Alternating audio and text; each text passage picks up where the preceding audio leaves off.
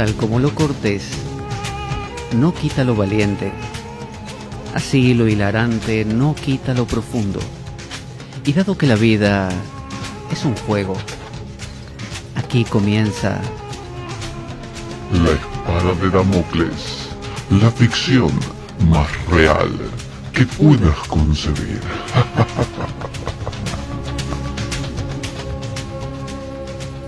La espada de Damocles es un programa que por mera falta de objetividad cree ser diferente.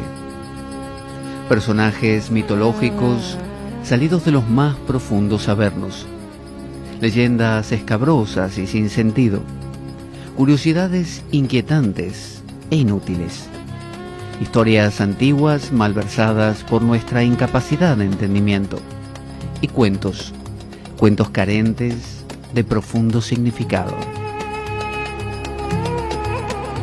También pretenderemos, sin el menor éxito, comprender al ser humano en toda su dimensión. En suma, si quieres desperdiciar tu vida, aquí comienza La espada de Damocles, la ficción más real que puedas concebir.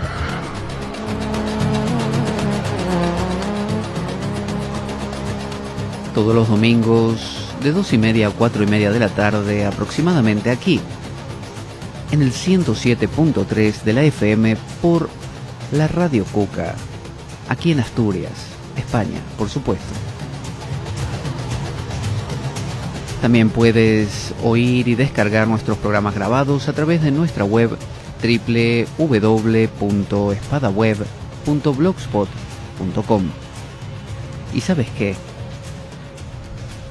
No te lo puedes perder.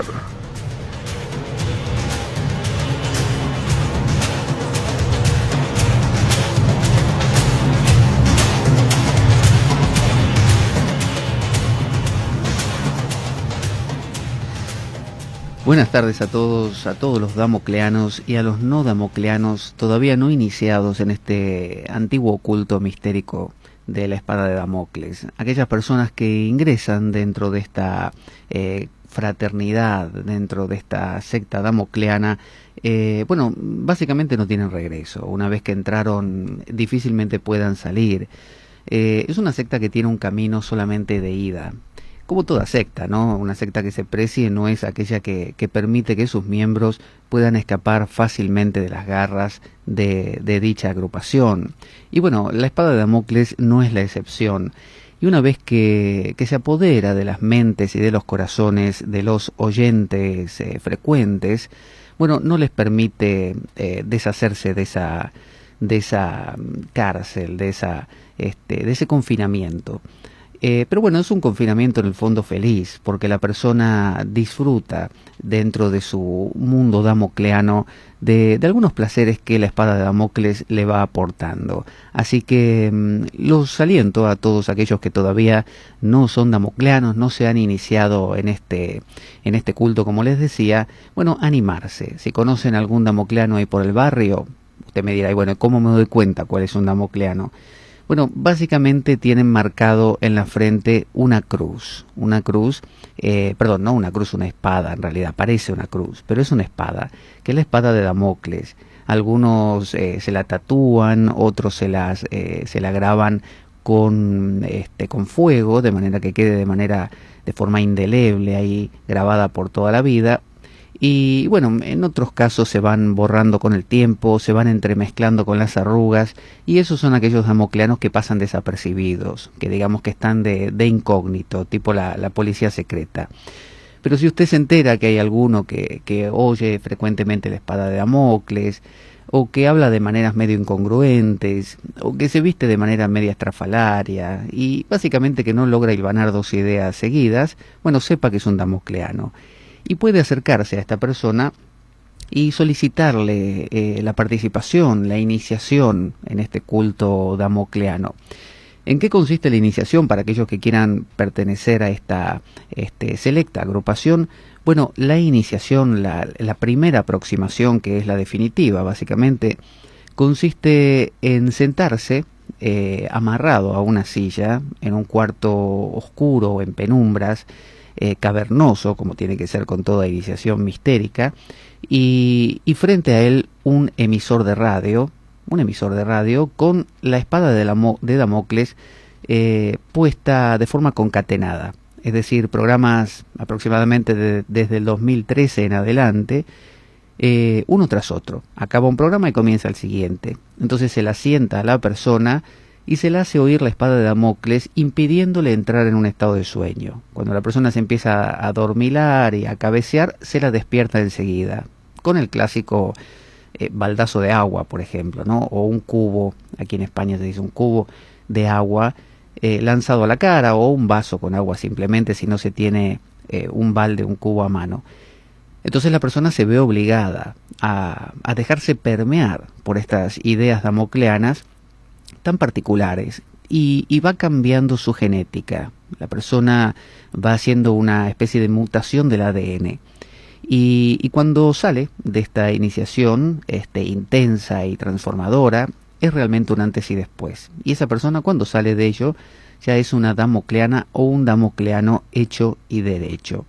Algunos otros no tienen la fortuna de tener esta iniciación intensiva, así que no les queda más remedio que oír el programa frecuentemente, gracias a que están los programas subidos a nuestra página www.espadaweb.blogspot.com. Pueden descargarlos y pueden oírlos y hacer este mismo proceso, digamos, en casa, ¿no? En un ambiente más relajado, evitando dormirse, obviamente. Y bueno, al ir escuchando estos programas, el efecto va siendo el mismo, solo que menos concentrado, le lleva más días, por así decirlo. Pero el resultado es el mismo. Uno queda completamente trastocado, irreconocible por sus parientes que le preguntan qué te ha pasado, ¿no? Ya no te conocemos, no eres el de antes. Y uno le dice, claro, ¿cómo voy a ser el de antes? Después de pasarme tantas horas oyendo esta cantidad de sandeces que se dicen en este programa. Y bueno, todo va mutando en su persona. Puede que se comporte de maneras extrañas, que entre en trance de vez en cuando, diga alguna cosa que parece no concordar con el resto del discurso, pero no se preocupen, esos son síntomas como secundarios, ¿no? Efectos colaterales de la escucha frecuente de la espada de Damocles. Así que bueno, invito a todos aquellos que no son damocleanos, como les decía al principio, a convertirse en uno de ellos. Y a los que ya lo son, bueno, no sé si los felicito o los compadezco, pero bueno, aquí estamos, los que somos damocleanos, los que adherimos a esta forma alternativa de ver la vida, que mezcla un poco la poesía con la locura y con la racionalidad, ¿por qué no? Porque en eso se caracteriza nuestro programa, en abordar temáticas sin dejar de lado la poesía, la mística, la dulzura y los colores, pero a su vez dándole un vuelco que permite que ese vuelo poético no nos lleve tan alto que nos perdamos, como le pasó a Ícaro, ¿no? Usted sabe que se le quemaron las alas al pobre Ícaro por volar muy alto cerca del sol, pese a que su padre Dédalo le decía, no vueles tan alto, no vueles tan alto. Así que el tema de hoy justamente es un tema que una alumna en la semana me increpaba, me decía, dice, al final hablaste de la muerte, pero no hablaste de los viajes astrales. Yo siempre te vengo pidiendo que hables de los viajes astrales y no hablas nunca. Esta alumna es Ana, no vamos a decir el apellido, pero es Ana. Y bueno, ya tiene algunas horas de vuelo encima, Ana, escuchando la espada de Damocles, como para que se le haya trastocado el ADN lo suficiente, ¿no? Como para que las ideas que vamos manejando aquí le empiecen a parecer coherentes, que es uno de los síntomas de ser un damocleano. Cuando uno muestra la espada de Damocles a personas no iniciadas en esto, les parece una completa locura lo que se dice, ¿no? Completamente insano. Y que no tiene coherencia, un discurso totalmente desarticulado. Sin embargo, para aquel que ya tiene algunas horas de vuelo, como le digo, u horas de escucha de la espada de Damocles, todo le empieza a parecer muy coherente, sorprendentemente.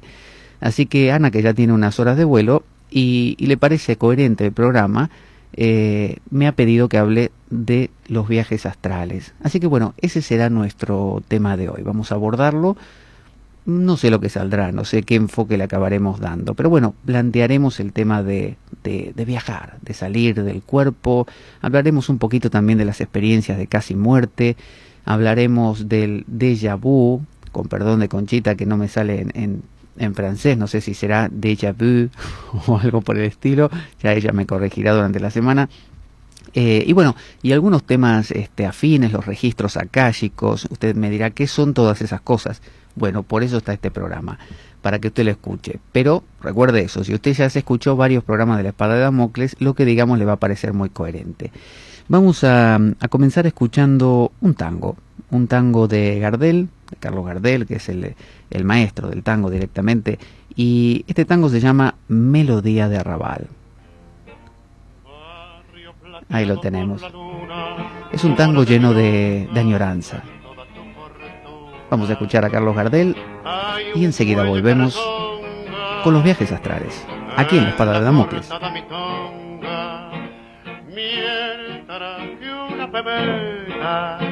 Linda como una flor, espera coqueta bajo la quieta luz de un farol.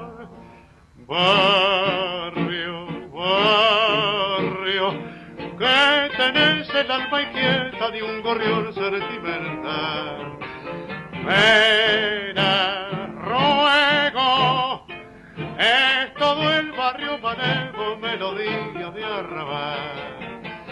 Viejo barrio, perdona si al evocarte se me pianta un lagrimón, que al rodar en tu empedrado es un beso prolongado que te da mi corazón. Cuna de taitas y cantores, de broncas y entreveros de todos mis amores. En tus muros con mi acero yo grabé nombres que quiero. Rosa, la milonguita, era rubia amargo, y en la primer cita la paicarrita me dio su amor. Barrio, barrio, que tenés el alma inquieta de un gorrión sentimental. Pena, ruego, es todo el barrio manejo, melodía de arrabal.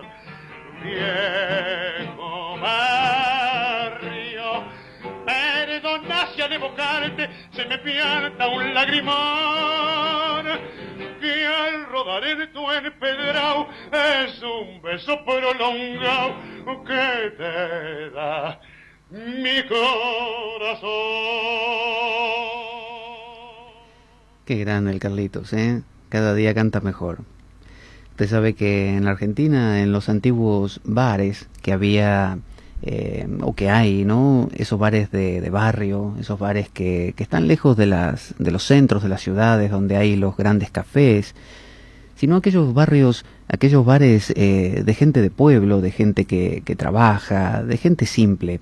En esos bares nunca falta la imagen de Carlos Gardel puesto en un papel obviamente muy deteriorado ya, a veces encuadrado, con una sonrisa infaltable. Gardel tiene una sonrisa siempre como la de Juan Domingo Perón, ese presidente mítico de la Argentina, con esas sonrisas de que todo está bien, ¿no? Y esa mezcla de anhelo y de tristeza, que es propio de la música del tango. Nuestro tema de hoy son los viajes astrales, para no divagar demasiado. Tenemos que hablar del hecho de salir de nuestro cuerpo. Mucha gente dice que puede salir de su cuerpo de una manera sutil, como si fuera el alma que se desprende del cuerpo y que vuela ahí por las alturas y puede ver hasta su propio cuerpo desde la lejanía, desde lo alto. Puede viajar, por eso se llama viaje astral. Puede viajar, puede conocer otros sitios, puede descubrir otros lugares, encontrarse con personas vivas, de carne y hueso, o también algunas otras personas que estén haciendo viajes astrales también. Es decir, se plantea que uno entra en una especie de plano alternativo, un plano más sutil, y deja su reservorio corporal, como si uno saliera del coche, va a dar una vuelta y vuelve, una cosa por el estilo.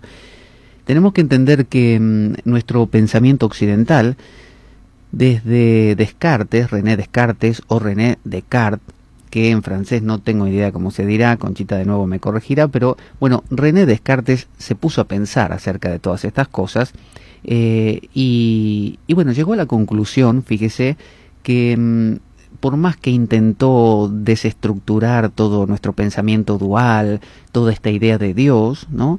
Llegó a la conclusión de que igualmente había dos cosas. Indefectiblemente cayó en lo mismo.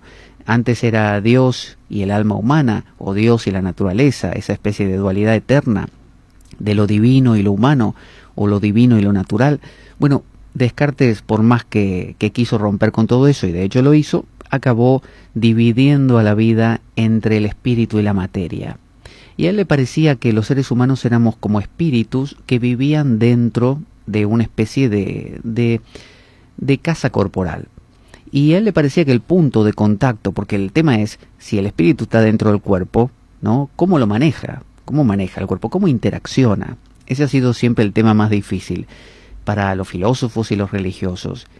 ¿Dónde está el punto de contacto entre una cosa y la otra? Usted tiene un espíritu. Usted sabe que los fantasmas quieren, no sé, pasar a través de una puerta cerrada y pueden. Quieren pasar a través de una pared y pueden. ¿Por qué? Porque son inmateriales. Usted quiere agarrar un fantasma, tocarlo y el fantasma olímpicamente se le ríe en la cara y se va. No lo puede agarrar, como pasa con nuestro amigo Filemón, que ahora le vamos a preguntar. Es decir, el fantasma tiene una naturaleza inmaterial. El espíritu humano, decía Descartes, también es una naturaleza anímica, de alma, ¿no? De espíritu. Estas dos palabras a veces cambian mucho sus significados. A veces el alma se entiende como un principio divino en el hombre, otras veces no, se lo entiende como lo anímico. Cada vez que usted siente emociones, usted está animado, usted está sintiendo, teniendo un alma, ¿no? Creando un alma, haciendo alma. Pero bueno, vamos a entender el alma, para explicarlo en este caso, como un principio divino, como una especie de gotita de Dios, que Dios insufló en Adán. ¿Se acuerda cuando Dios creó el mundo? Le pareció muy divertido todo lo que creó, y en una de esas se le ocurrió crear a un tipo igual que él. Entonces agarró barro, habrá hecho como Jesús, que hizo y le escupió al barro para darle una forma más fácil, porque imagínense, si no, muy difícil trabajarlo. Entonces Dios le empezó a dar una forma y ahí salió nuestro amigo Adán. Pero Adán era un muñeco, o sea, un muñeco inanimado. Es como si usted tiene una muñeca hinchable, por ejemplo. Todo bien, pero no tiene vida. Usted dice, acá falta algo, acá falta algo. Tiene todo lo que tiene que tener, pero le falta una cosita, hay un detalle que no tiene, ¿no? Que es el detalle de la vida, ¿no? De la humanidad. Esa animación, ese tener ánima, tener un alma, es lo que Dios notó que le faltaba a Adán. Entonces, ¿qué hizo Dios? Inhaló y exhaló. Y al exhalar, le exhaló en las narices de Adán, que no es que tenía dos narices, se le dice narices porque son dos agujeritos, dos narinas, ¿no? Entonces le exhaló en las narices, y Adán en ese momento, como un bebé cuando viene a la vida, cuando sale del útero de la madre, respira. Y entonces Adán inhaló el Ruaj, el Espíritu de Dios. Y a partir de ese momento, Adán estuvo animado. Entonces, en nuestro inconsciente está mucho esa idea de que por un lado está el barro muerto, como cuando uno hace un muñeco de barro, y por otro lado está el espíritu. Y si no están las dos cosas, o sea, si falta el espíritu, lo único que tenemos es tierra muerta, como la muñeca hinchable. Está la muñeca hinchable y nada más, es plástico, con aire, pero le falta algo, le falta la vida. Entonces, el problema está en cómo ese espíritu vital que Dios le insufló a Adán empieza a interaccionar con su cuerpo y lo puede mover, si es inmaterial. Si usted tiene un espíritu como Filemón, y Filemón quiere mover un cuerpo, ¿cómo lo hace? Bueno, mejor se lo vamos a preguntar a Filemón, porque si no, al final estoy lucubrando yo, y Filemón es el que lo sabe de primera mano. Filemón, ¿te podemos convocar un minuto? Por favor, yo estoy dispuesto siempre. Este programa es mi programa. Yo soy el damocleano número 1. Bueno, bueno, está bien. Me alegro mucho que te sientas así y que te sientas parte tan intrínseca de este programa. Ahora la pregunta que te queremos hacer es esto. Cuando estás dentro de un cuerpo, ya sea cuando lo posees, que nos has contado que posees cuerpos a veces. Por supuesto, soy un espíritu. ¿Cómo quiere que me entretenga? Yo a veces poseo personas y les hago hacer lo que me da la gana. Sí, eso nos has contado en programas anteriores, pero lo que queremos saber es cómo es que los manejas. Si sos un espíritu, y como espíritu, por ejemplo, no podés comer, no podés beber, que siempre nos contás, ¿cómo es que podés mover un cuerpo? ¿Cómo lo animás? Bueno, nosotros los espíritus, cuando vamos a la escuela de espíritus, nos dan clase, nos enseñan cómo animar un cuerpo. Y lo que hacemos es a través de la glándula pineal, porque los maestros que tenemos en nuestra escuela de espíritus, han leído a Descartes y a René Descartes, el que estabas hablando. Entonces, René Descartes decía que el punto de contacto entre el cuerpo y el espíritu está en la glándula pineal. Entonces, nosotros apenas nos metemos en un cuerpo, enseguida, ¿qué es lo primero que buscamos? La glándula pineal. Nos vamos a la cabeza del tipo y le apartamos los dos hemisferios, ¿no? Y en el medio de los dos hemisferios está ahí gloriosa la glándula pineal. Entonces, enseguida mordemos la glándula pineal. Y parece ser que al morder la glándula pineal algo pasa. Y nos conectamos y quedamos ahí sosteniendo la mordida. Y mientras mordamos ahí todo bien. En el momento en que, no sé, estornudaste, por ejemplo, bueno, aflojaste la boca, el tipo recupera, el tipo recupera su control y lo perdés. Entonces tratamos de mantener ahí la boca apretada y mientras lo hagamos, el tipo es nuestro. Hacemos lo que queramos a través de la glándula pineal. Ese es el secreto. Y no hay forma de defenderse, ¿qué quiere que te diga? El tipo no puede hacer nada, porque ¿cómo protege la glándula pineal? No es que la tenés, no sé, en el pecho, en el vientre, la tenés dentro de la cabeza. Así que, no, por eso los que están poseídos suelen golpearse la cabeza contra las paredes, porque creen que así van a hacer que por un instante aflojemos la mordida. Pero nosotros en la escuela de espíritus entrenamos, sobre todo la mandíbula, y mordemos, pero como piraña, ¿viste? Nos agarramos de ahí y no hay Dios que nos suelte, ¿eh? Bueno, muy interesante. La verdad que no sabía cómo era el tema de poseer. Te digo porque si alguna vez me toca a mí, cuando desencarne y ande de espíritu como vos, bueno, ya sé cómo es. Así que voy a ser un alumno ejemplar seguramente en la escuela de espíritus cuando me enseñen eso. Pero bueno, Descartes decía esto mismo que decía Filemón. La glándula pineal, que es una glándula que está más o menos entre los dos hemisferios del cerebro, esa glándula es el puente, el punto de contacto entre el espíritu y la materia. Entonces, eso es lo que pensaba Descartes, que de esa manera podían interaccionar esos dos principios tan contrarios, algo tan material como el cuerpo y algo tan espiritual y tan inmaterial como el espíritu o la esencia o el alma. Entonces, ¿qué sería un viaje astral? Bueno, un viaje astral sería una especie de despegarse, de salirse de la parte física, como si ese espíritu que hubiera insuflado Dios en las narices de Adán decidiera por un rato salir a dar una vuelta. Entonces mucha gente dice que bueno, que puede salir a voluntad. Normalmente esto ocurre en algunas ocasiones espontáneamente. Hay gente que está, no sé, durmiendo, hay gente que está descansando. Normalmente suele suceder en momentos de mucha calma o momentos de mucha intensidad emocional, en ambos polos. ¿Por qué sucede en estos momentos? Bueno, porque cuando uno está normalmente muy tranquilo, hay una falta de estímulo. Es decir, no hay nada que nos reclame. Usted sabe que hemos hablado en otros programas que cuando uno está reclamado por distintos estímulos, uno se siente ahí, presente. Uno está atento. Es decir, el estímulo, una bocina, una conversación, un ruido, lo que fuera, o una música con variaciones, nos va como pidiendo que nos quedemos ahí, porque constantemente necesita nuestra participación, nos habla, nos dice, mira lo que estoy haciendo, puede ser tanto una persona como la música misma. Pero cuando esa música empieza a volverse monótona y ya no nos reclama, es decir, cuando deja de haber estímulos en el ambiente, nadie nos llama. Por lo tanto, desaparecemos. Desaparece nuestro yo, desaparece nuestra sensación del cuerpo.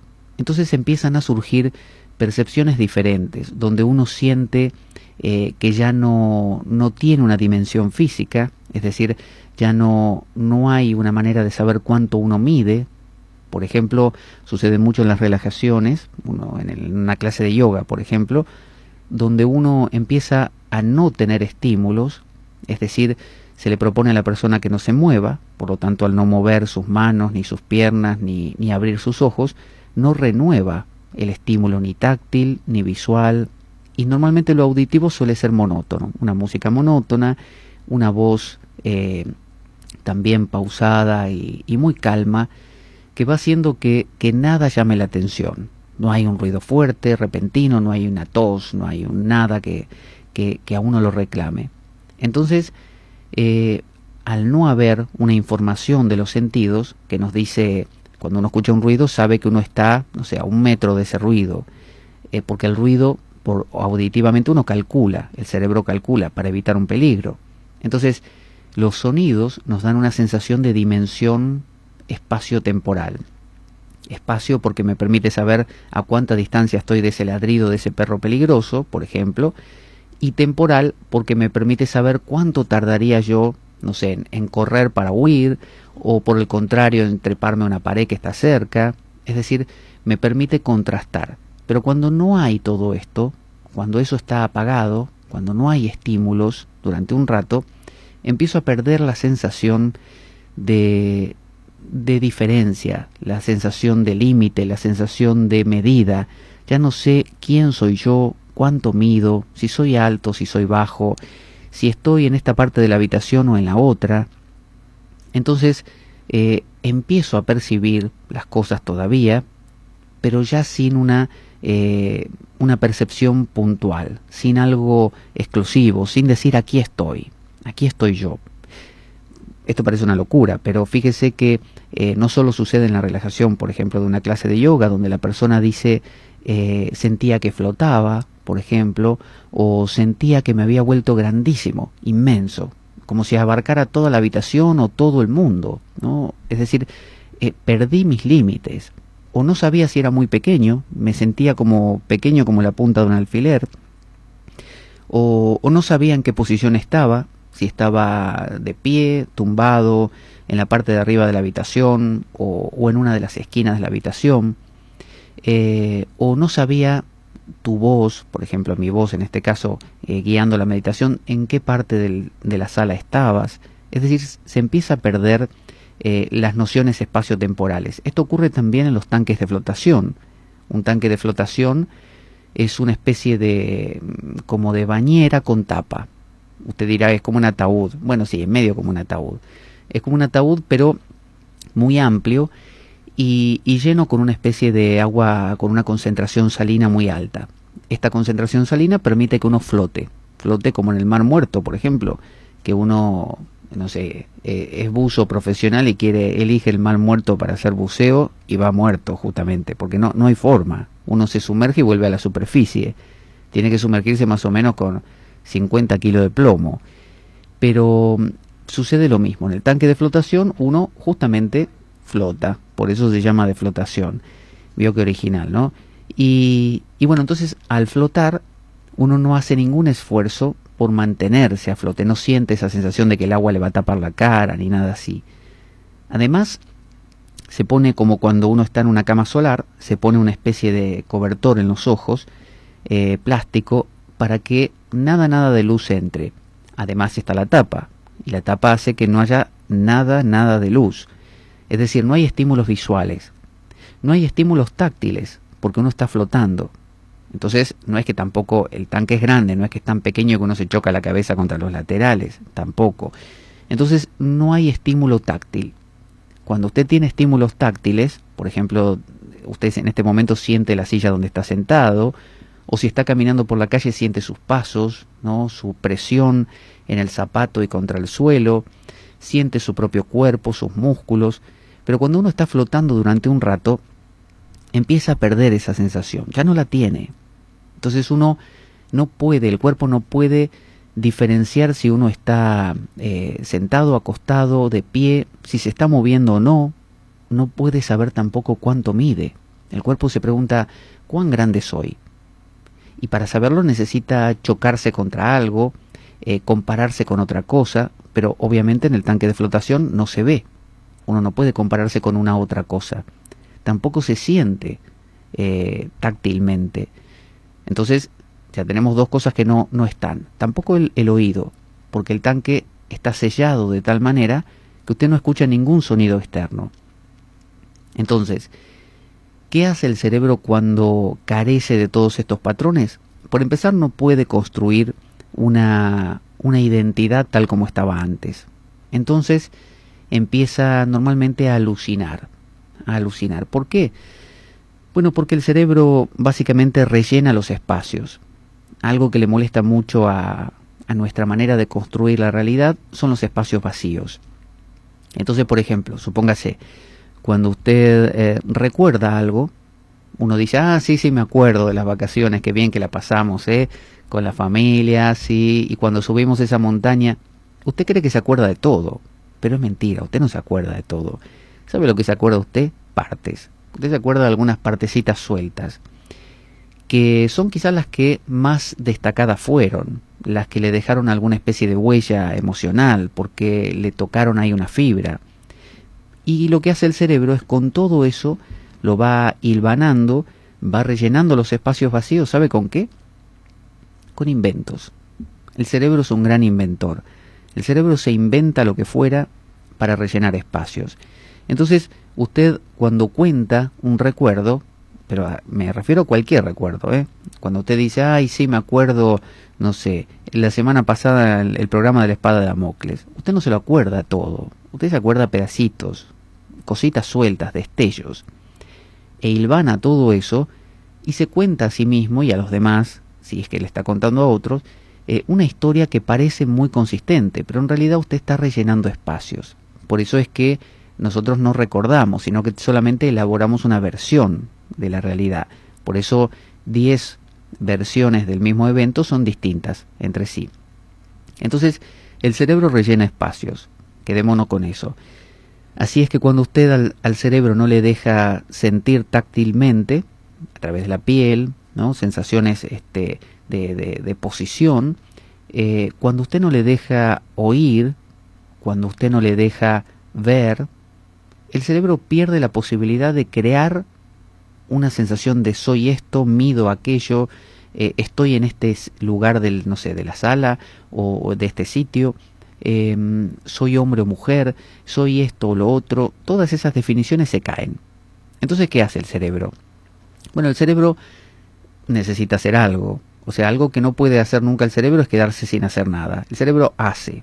Entonces, crea una nueva percepción a través posiblemente de recuerdos que los va hilvanando y se crea lo que llamamos una alucinación. Entonces, en el tanque de flotación usted puede tener visiones de Jesucristo según la cultura a la que usted pertenezca, ¿no? Usted no va a ver a Jesucristo si es un esquimal del Polo Norte, no. Usted no va a ver a Iemanjá si usted nació en el Canadá, no. Es decir, usted si nació en un mundo cristiano va a ver a Jesús y a la Virgen. Entonces va a tener experiencias místicas, que es lo que se llama una experiencia trascendental. Entonces, cuando por alguna razón el cerebro no puede determinar con parámetros bien estrictos cuánto mide usted, cuánta distancia está usted de los objetos que le rodean, qué es y qué no es usted, cuando se le mezcla todo eso, el cerebro se inventa algo. ¿Y con qué se lo inventa? Bueno, con lo que ya tiene, es decir, con los recuerdos. Y lo hace a la misma usanza de los sueños. Entonces usted tiene lo que se llama una alucinación, o una experiencia mística, que no es otra cosa que el mismo estilo de lo que se construye en un sueño, porque cuando usted recuerde, cuando usted sueña, nadie lo va a convencer de que lo que está viviendo no es real.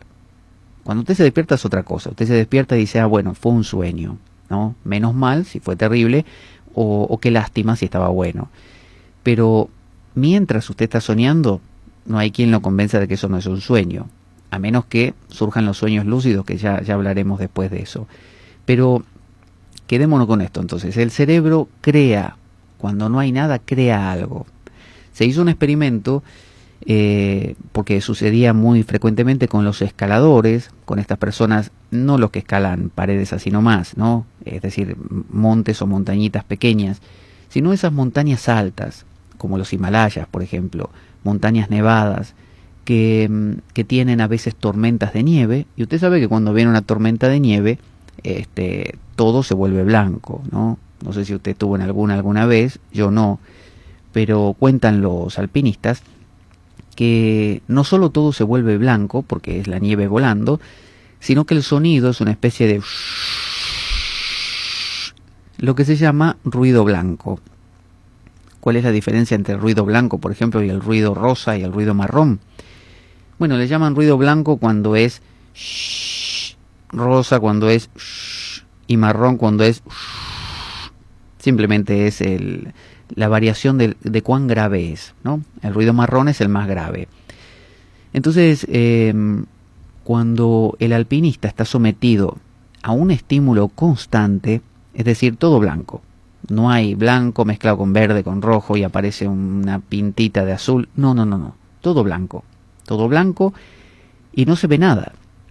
Usted no divisa una montaña, un precipicio, nada, no ve nada, es todo una pared blanca, para donde mire, ¿no? Porque es la nieve volando.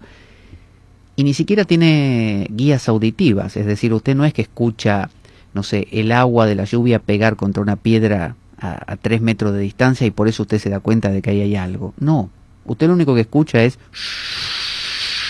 y blanco, constantemente.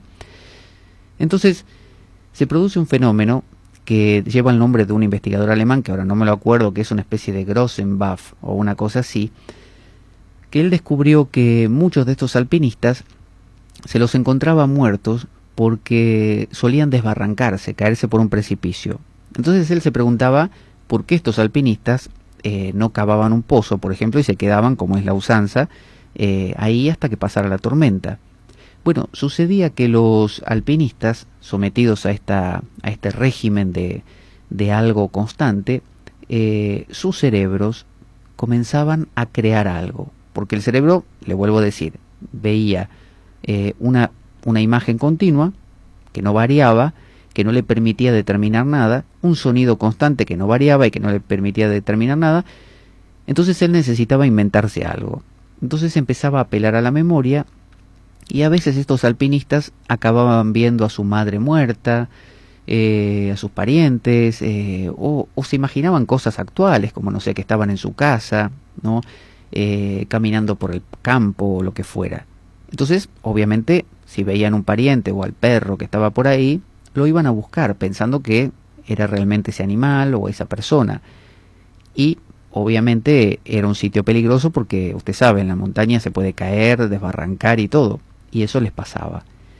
Entonces se llegó a la conclusión con esta investigación que cuando el cerebro es expuesto, o nosotros mismos, si usted quiere llamarlo así, somos expuestos a un estímulo constante, llámese a esto relajación, por ejemplo, por eso todas las técnicas que quieren promover los viajes astrales son las técnicas que justamente tienen que ver con una suerte de privación sensorial. Suelen tener que ver con relajarse, con habitaciones en penumbra, con cerrar los ojos, con una música muy tranquila. Es decir, un poco van generando el sustrato para que se produzca este mismo efecto. Y también sucede con lo contrario, cuando uno está sometido a un estímulo feroz. Usted imagínese ahora lo contrario, no está sometido a una monotonía que lo apaga, sino al revés, a un estímulo brutal, como decir, no sé, una guerra donde hay ametralladoras y donde hay gritos y donde hay bombas, es decir, donde usted no tiene un segundo de pausa ni puede procesar nada de lo que está pasando, que el cerebro suyo no atina a diagramar algo porque ya está pasando otra cosa y son todas cosas pero que lo reclaman de una manera absoluta. Una bomba no es algo que le dice, oye, ¿te molesta si te reclamo tu atención por unos momentos con un ruido que voy a hacer? La bomba cae y a uno se espanta, se horroriza. Es terror lo que se siente, es decir, es algo sobrepasante por completo. Cuando el ser humano está sometido a un estímulo así de fuerte, así de intenso, vuelve a pasar lo mismo. Es incapaz de generar una percepción, una propiocepción, lo que se dice, es decir, una sensación de dónde está uno, quién es uno, qué tamaño tiene. Entonces, ha sucedido que en experiencias, por ejemplo, de guerra, lo que se llaman experiencias límites también, cuando una persona queda, no sé, a la deriva, sin agua y sin comida, un náufrago, por ejemplo, o bien en situaciones que no necesariamente por su carencia de agua o de alimento vayan a producir alucinaciones, sino la exigencia a veces física, mental, muchas veces la demanda mental de cosas, una especie de sobreestrés, pero sobreestrés, no el estrés que conocemos, sino un estrés brutal. Bueno, esta persona no tiene la pausa para tomar distancia y ver las cosas con claridad. Entonces vuelve a pasar lo mismo. El cerebro necesita, ya que no lo puede determinar, inventarse algo. Entonces lo hace en un mundo muy parecido a lo que es el mundo de los sueños, es decir, un mundo amorfo, un mundo donde el tiempo y el espacio fluctúan de una manera mucho más permisiva que en nuestro mundo cotidiano, donde tenemos una propiocepción muy clara, donde vemos nuestro cuerpo y lo sentimos y decimos, yo estoy acá, no estoy ahí, estoy acá. Entonces eso abre la puerta a lo que llamamos las experiencias místicas y a lo que llamamos también, entre otras cosas, a los viajes astrales. Vamos a escuchar una canción en versión reggae que se llama Camino al Cielo, justamente hablando un poco de, que es la canción de Led Zeppelin, hablando de los viajes astrales, hablando del viajar hasta lugares lejanos. Bueno, esto es Camino al Cielo, en versión reggae, y cuando regresemos, luego de pensar un poco en lo que hemos hablado, nos meteremos de lleno en los viajes astrales, según la espada de Damocles, claro. Enseguida volvemos.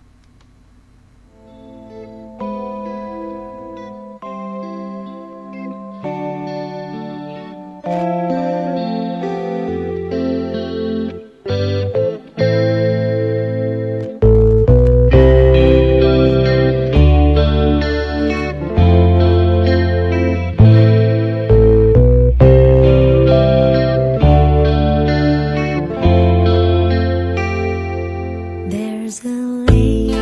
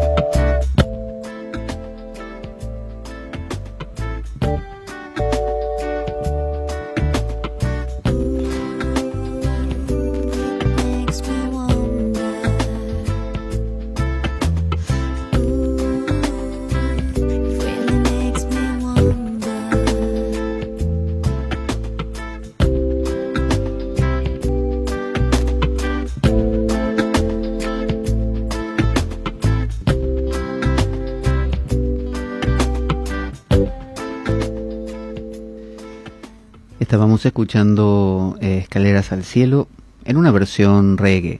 Estamos hablando hoy acerca, aquí en La Espada de Damocles, de los viajes astrales. Estábamos diciendo que cuando hay estímulos excesivos o ausencia de estímulo, cualquiera de esos dos polos, lo que se produce es una dificultad en la autocepción, la propiocepción, es decir, en la capacidad de poder percibirse a uno mismo, de saber qué tamaño tengo, qué forma tengo. Y se produce una especie de distensión, donde el cerebro, al no tener forma de dimensionar dónde uno está y quién uno es, rellena los espacios creando una especie de fantasmagoría que no deja de ser real, es decir, es tan real como cualquier otra. De hecho, hay sustancias llamadas enteógenos, ¿no? En Argentina se le llama anteojo, a lo que llaman aquí en España gafas, así que enteógenos suena un poco a anteojos, pero no. Los enteógenos tienen que ver con en, de adentro, y teo, de Theo, es decir, de Zeus, de Dios, ¿no? La palabra Dios nuestra viene de la palabra griega Zeus, Dios.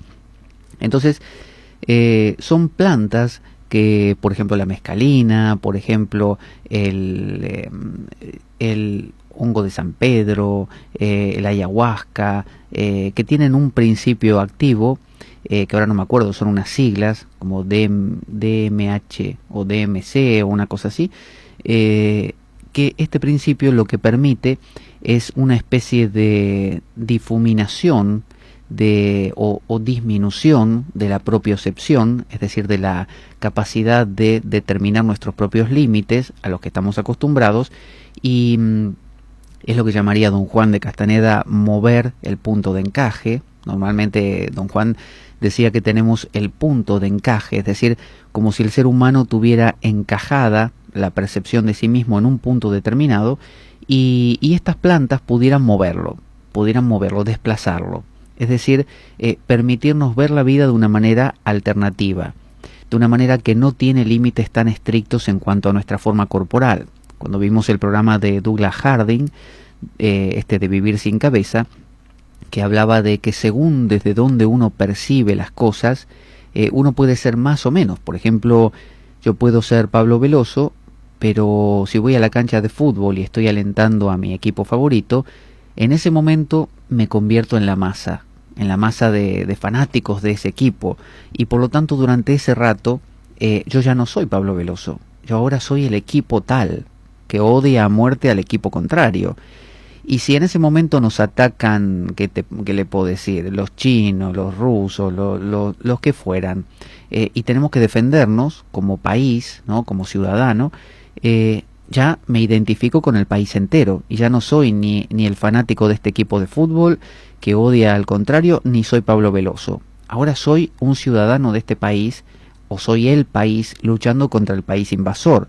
Y si en ese momento que estamos luchando contra el país invasor vienen 5 platillos voladores y los extraterrestres intentan apoderarse del planeta Tierra, que no sé para qué, pero supóngase que sí, en ese mismo instante yo me voy a identificar con el planeta Tierra y ya voy a ser un terrícola, un miembro de este planeta, defendiendo nuestro propio hábitat frente a invasores alienígenas. Es decir, fíjese cómo fui variando en mis dimensiones corporales. Al principio era Pablo Veloso, que mi límite terminaba en mi propia piel. Cuando fui a la cancha de fútbol, ya mi límite terminaba en la masa de fanáticos de este equipo. Cuando me identifiqué con el país, mis límites acababan en las fronteras de mi país. Y cuando me identifiqué con el planeta Tierra, fíjese todo lo que abarqué. Y así podría seguir hacia afuera o hacia adentro. Puedo identificarme con mi cabeza nada más y decir que yo soy una persona intelectual y me interesa la cabeza. Entonces el resto de mi cuerpo está ahí abajo colgando de mi cabeza, no me interesa. Por lo tanto, para mí lo valioso es la cabeza. Y así hay gente que ciertas partes de su cuerpo parecen ser más valiosas que otras. Entonces apuestan su tiempo y su dinero a esas partes. Por lo tanto, podríamos decir que son esas partes y no todo el cuerpo. Y bueno, y así.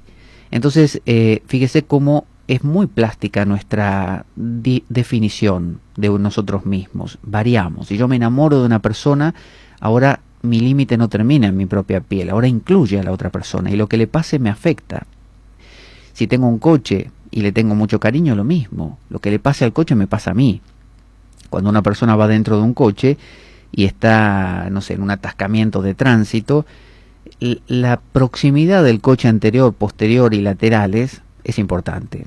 Si el de adelante se le acercó mucho o el de atrás le pegó mucho la trompa a la cola de su coche, usted se enfada, pero se monta en cólera y puede llegar a decirle de todo y hacerle gestos obscenos a través del espejo retrovisor al de atrás, o no.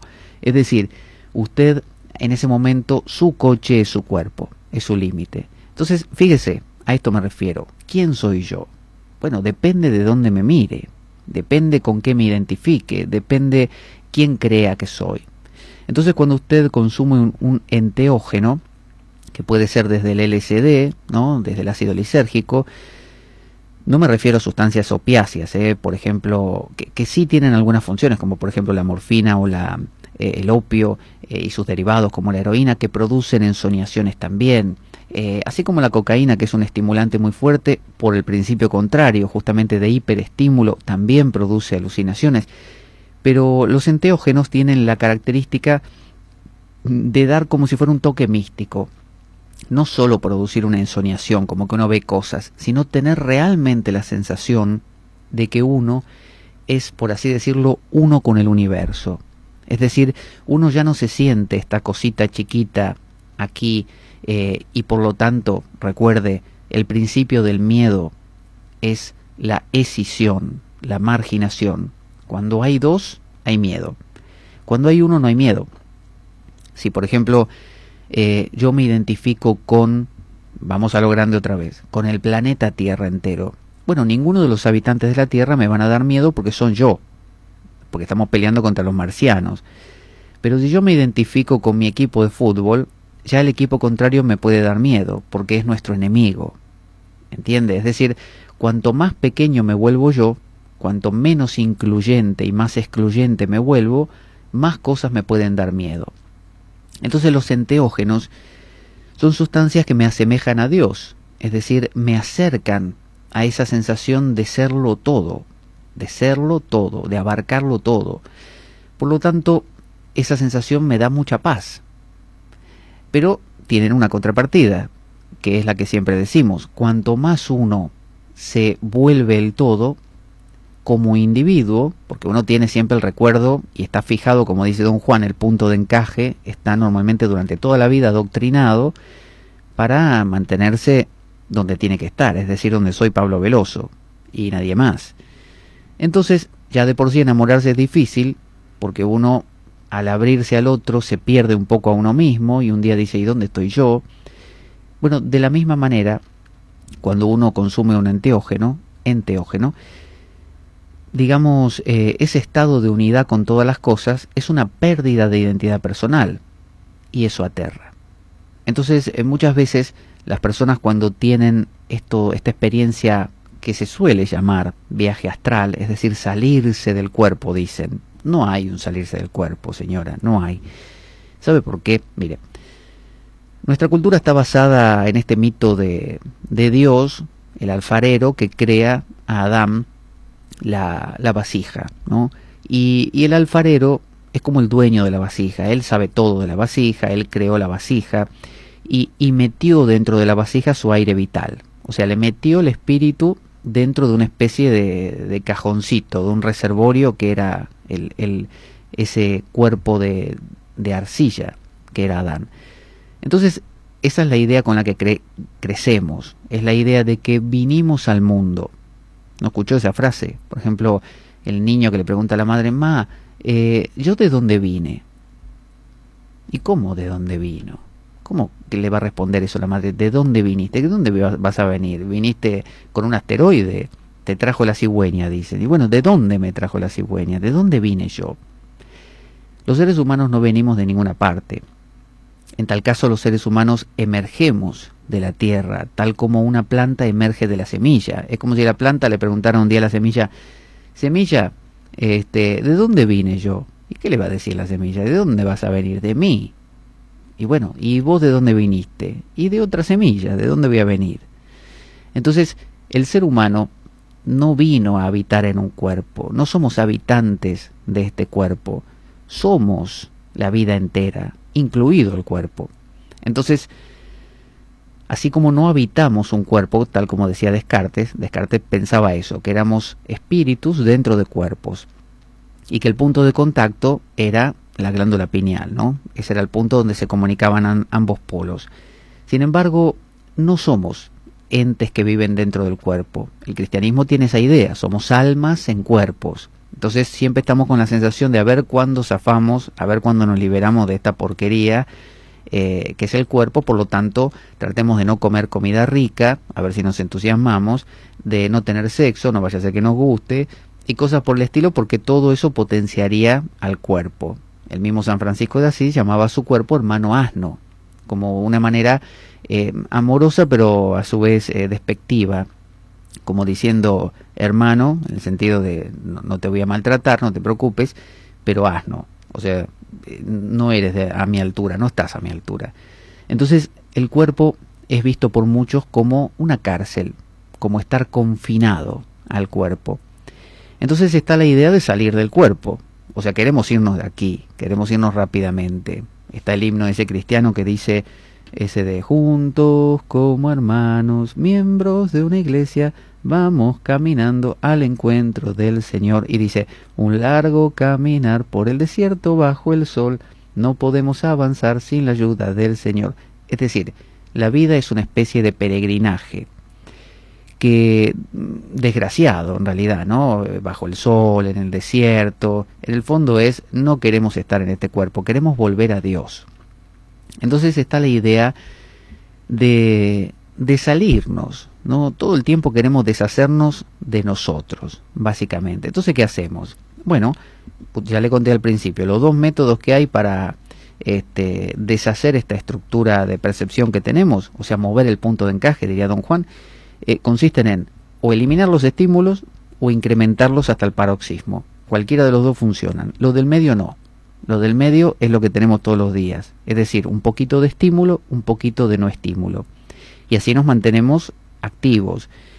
Y nos mantenemos percibiéndonos. Es decir, sabiendo quiénes somos y quiénes no somos. Como eso nos agota, porque estamos cansados de mirarnos en el espejo y ser todos los días nosotros, que no cambie. Entonces lo que hacemos es, algunos métodos alternativos a la mano son ir a la cancha de fútbol, donde uno por un rato se sale de uno mismo. Uno diría, tuve un viaje astral, mira, soy todo el equipo de fútbol y todos estos fans que están acá en la tribuna soy yo. O me uno al ejército, entonces toda mi batallón soy yo. O bien me uno a un grupo religioso y todos mis hermanos en la fe son yo. Porque nos vestimos igual, porque pensamos igual, porque hablamos igual, porque nos distinguimos por lo mismo. Entonces, esa es una de las maneras, a mano. Una manera que cualquiera puede echar mano y de hecho se hace así. O bien, sustancias como el alcohol, ¿no? Opiáceos, sedantes, antidepresivos, todas estas sustancias que nos ayudan a mitigar los estímulos, a disminuir los estímulos, y de una manera nos apagan. Y al apagarnos nos sumergen un poco en este mundo más indiferenciado, es decir, nos acercan al tanque de flotación, un poquito. Pero, claro, las experiencias fuertes ocurren cuando usted, por ejemplo, medita, y en su meditación realmente apaga todos sus sentidos. Porque ¿de qué se trata la meditación? La meditación se trata de, a través de la concentración, por ejemplo la repetición de un mantra, o a través de la contemplación, es decir, estar ahí, simplemente, sin concentrarse en nada, justamente lo contrario.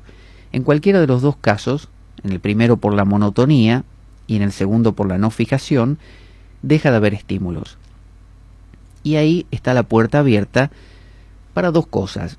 En el peor de los casos, simplemente para que usted se deshaga de usted por un rato y nada lo reclame. Por lo tanto, usted está muy como en un estado de sopor, en un estado de yo suspendido, que está pero no está. Entonces se toma un descanso de usted y sale de la meditación renovado, porque dice, bueno, durante 40 minutos, por ejemplo, no tuve que aguantarme a Pablo Veloso. Suponga que usted, Pablo Veloso, tiene la desgracia de serlo, ¿no? O por el contrario, existen estas sustancias que le digo que son los enteógenos, que se toman normalmente en un marco chamánico, en un marco controlado, quiero decir. Es decir, bajo la tutela de alguien que sabe del tema. Porque estos enteógenos son tomados también por jóvenes que van a las discotecas. Entonces toman mescalina, LSD, cualquier cosa. ¿Qué sucede? Bueno, la experiencia va a ser la misma, de trascendencia, de unión con la vida entera, de no diferenciación, pero la gran diferencia va a estar en cómo es interpretada esta experiencia. Ellos van a decir, ¡ay, qué viaje que tuve, qué colocón, y vi a Dios y a la Virgen Santísima, y se me apareció una araña, y que me hablaba, y me decía que yo en la vida lo que tengo que hacer es tal cosa! Pero todo va a ser planteado desde una perspectiva de yo soy un tipo que vive dentro de mi cabeza, del famoso homúnculo. Porque esa gente, desgraciadamente, no tiene más educación que esa, la de considerarse una mera entidad, ¿no? Con nombre y apellido, que de vez en cuando va a la cancha de fútbol y se relaja un poco, otras veces se mete sustancias que le permiten tener alguna experiencia alternativa, y eso le afloja por lo menos la sensación de sí mismo, por un rato, y dice que la pasó bien. Ahora, el que llamamos místico es el que está preparado para entender esta experiencia de otra manera. Es el que quizás en su comunidad religiosa, quizás su maestro, su gurú, le ha enseñado a vivenciar esta experiencia, lo ha preparado para que cuando esa experiencia pase, cuando regrese, la entienda de otra manera y pueda comenzar a entender que la percepción de la realidad depende de dónde ponemos nuestro punto de encaje, nuestro punto de vista. Esto que le decía de Douglas Harding. Entonces la persona mística, que instruida por su maestro tenga esta experiencia trascendental, la va a entender diferente.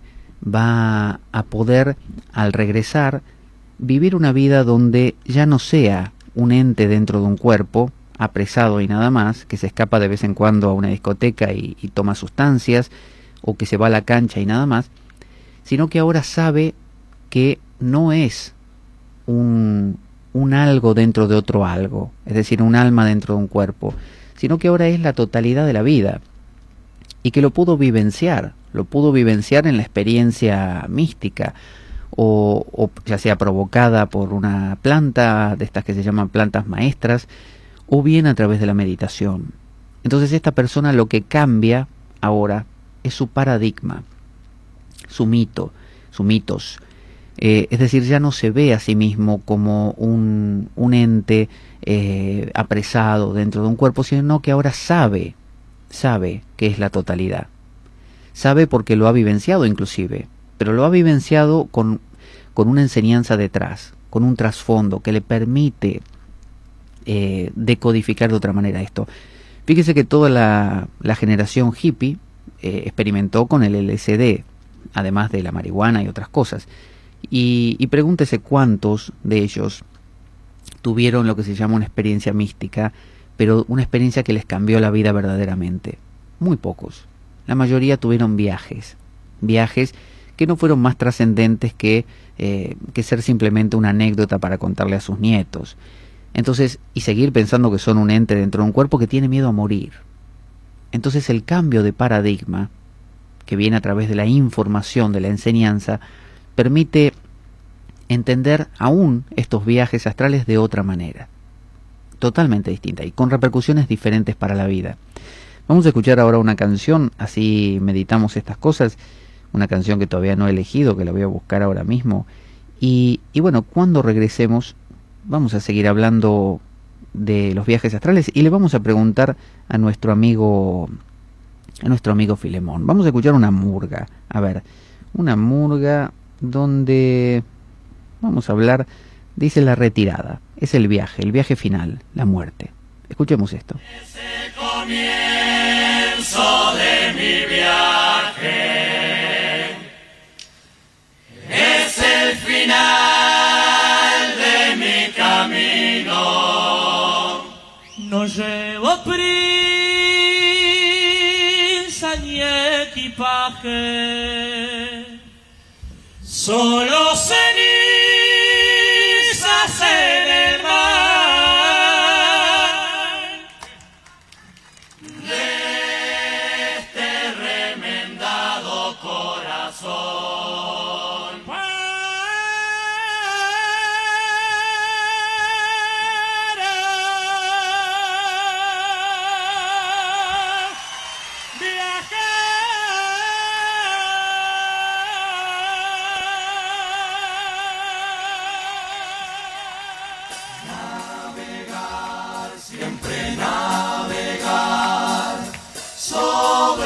Cielo azul, tan fugaz, todo es tan fugaz, vieja juventud.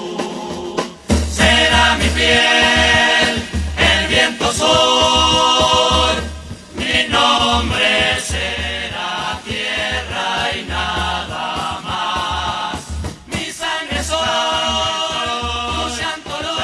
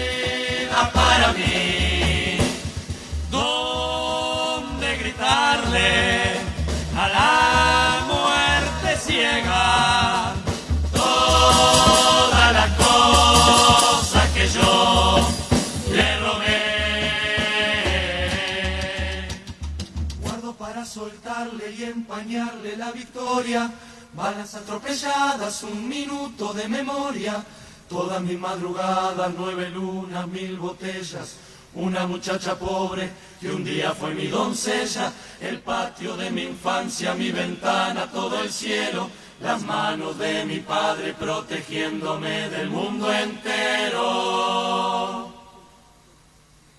Solo esperando mi tren, me arrancan de mi camino, mi sombra quemándose gota por gota, pálida, única, el miedo de la nada, la esperanza de un sendero, la sangre de mi sangre despidiéndome del mundo entero.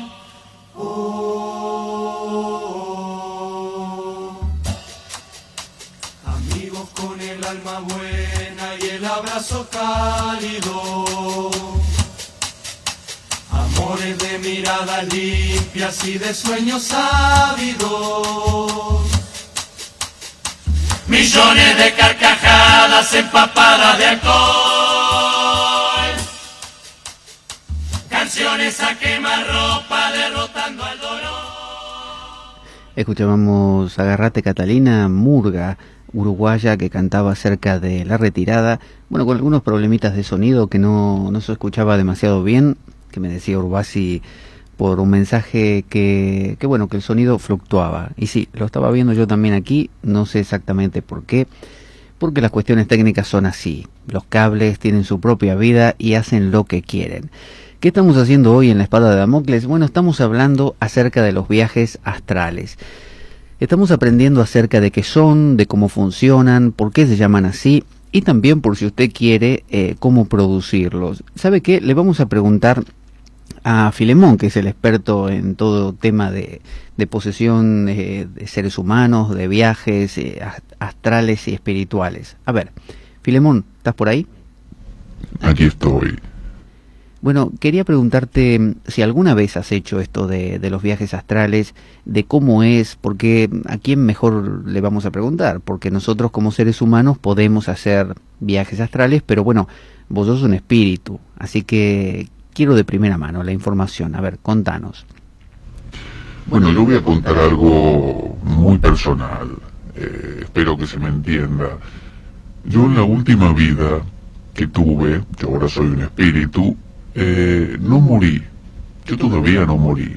Yo digo que estoy muerto porque es una forma fácil de explicarlo para que la gente no se confunda, pero en realidad no estoy muerto. ¿Sabe qué pasó? Yo había empezado a leer todos estos libros de los viajes astrales, me miraba a Cuarto Milenio de Iker Jiménez y todas estas cosas, viste, que te incentivan, quieras o no, vos lo vas leyendo y ya querés salir del cuerpo. Vos decís, estoy podrido de estar en esta cárcel. Ya hasta ayer no te molestaba y hoy te vuelve loco. Y ya no aguantas más, no aguantas más. Decís, quiero vivir la vida, quiero viajar, quiero salir. Porque los libros te cuentan que vas a conocer gente, que vas a conocer gente que vale la pena, interesante, gente del pasado, del futuro, todo, que vas a conocer extraterrestres, lo que se te ocurra. Hay muchos libros del tema. Entonces yo estaba embaladísimo, estaba como que quería ya salir del cuerpo. Entonces empecé con las técnicas, me relajé, me tumbé ahí en mi cama, bajé la luz, una música muy tenue, un saumerio, un incienso para que ni el olor a fritura de la vecina no me llamara la atención, y bueno, empecé a concentrarme poco a poco, y las sensaciones corporales disminuyeron, y cuando quise acordar había salido del cuerpo. Y me ocurrió lo que se llama autoscopía, que es la percepción del propio cuerpo desde afuera. Entonces me miré y dije, ¿y vos quién sos? Y en ese momento me di cuenta que era yo. Entonces me volví a hacer silencio y me agarró como un sobrecogimiento, me agarró un miedo que no te puedo explicar. Y ahí te agarra una cosa que decís, ¿qué hago? ¿Vuelvo o sigo?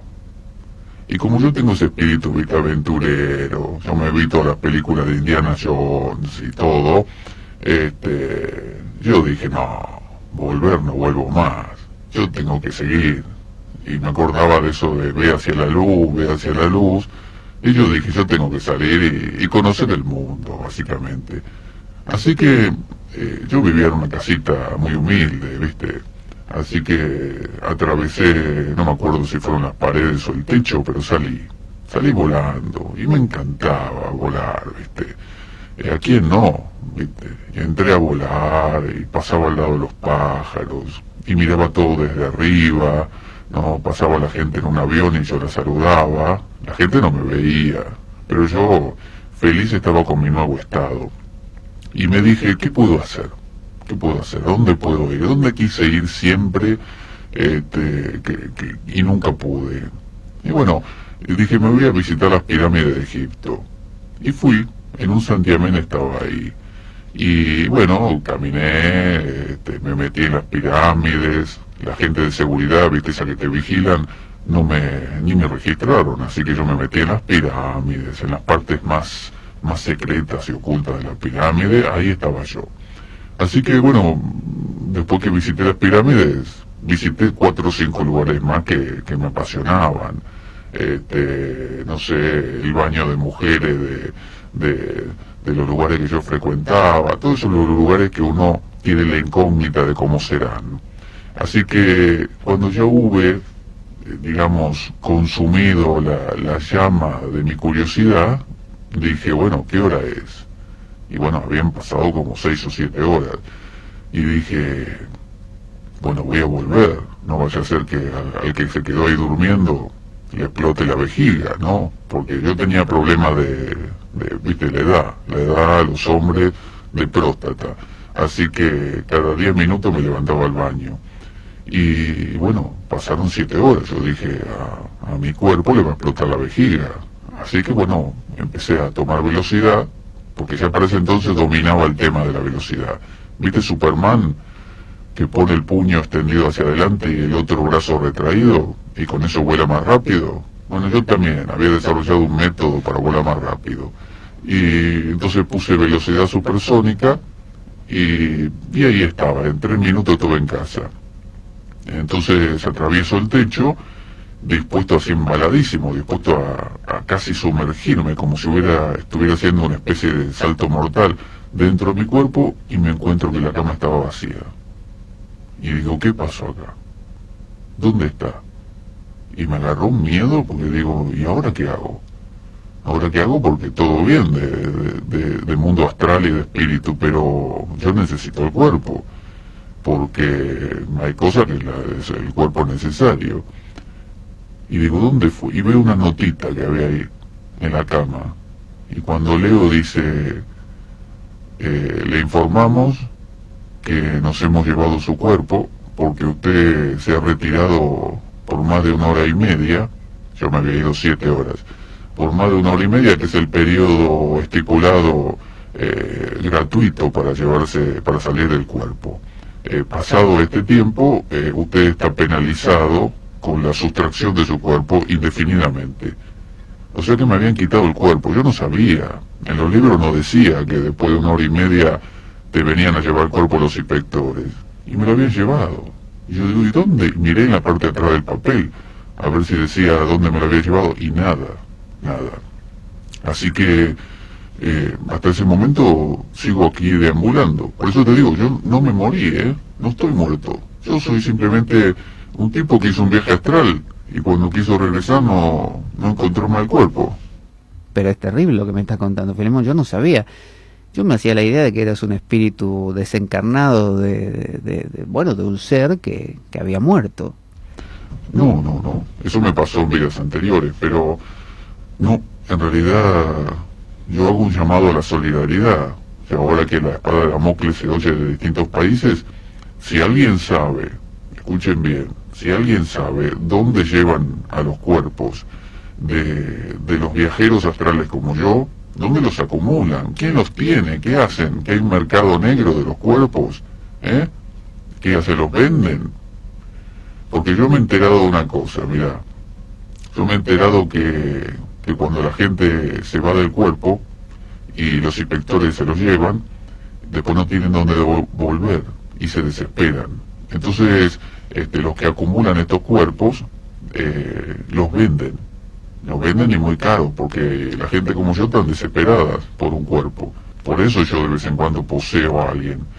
Pero yo quiero el mío, ¿viste? Quiero uno que no tenga nadie adentro. Y eso cuesta caro. Y quizá el mío se lo vendieron a otro. No sé. Por eso si ven a alguien que tenga mi aspecto por la calle, yo soy alto, buen mozo, ojos claros, cabello al viento, musculoso, ¿no? Todo las dotes que me caracterizan.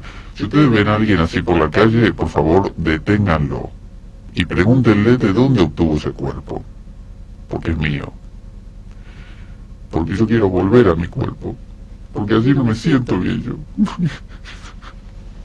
Bueno, Filemón, no te pongan mal. Vamos a tratar de apelar a los oyentes, y si alguna persona en alguna parte del mundo ve a alguien con estas características, no sé si tenías algún lunar o algo en alguna parte como para que nos demos cuenta, porque gente con esas descripciones, con esas características que has descrito, yo supongo que debe haber muchas.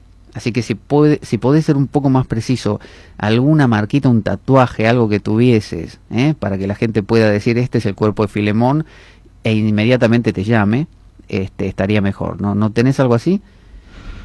A ver, bueno, sí tengo un lunar.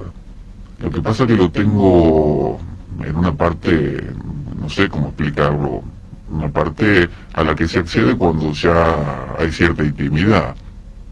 Por eso, bueno, si alguien quiere con un espíritu de aventura, digamos, acercarse a esa persona que puede ser posiblemente la que tenga mi cuerpo, hasta el punto de poder revelarle un lunar, que en realidad son 3 lunares, que forman entre sí una figura muy nítida en mis partes íntimas, ¿no? Que es la figura de una espada. Por eso este programa se llama La Espada de Damocles. Y bueno, si encuentran a alguien en cuyo cuerpo está esta marca, es el cuerpo de Filemón. Por favor, llámenme enseguida, llamen aquí a La Espada de Damocles, le avisan a Pablo y yo inmediatamente voy a ir a reclamar lo que es mío, a decir, este cuerpo me pertenece a mí, devuélvamelo ya, porque tiene mi marca, no sean egoístas, no permitan que existan estas personas.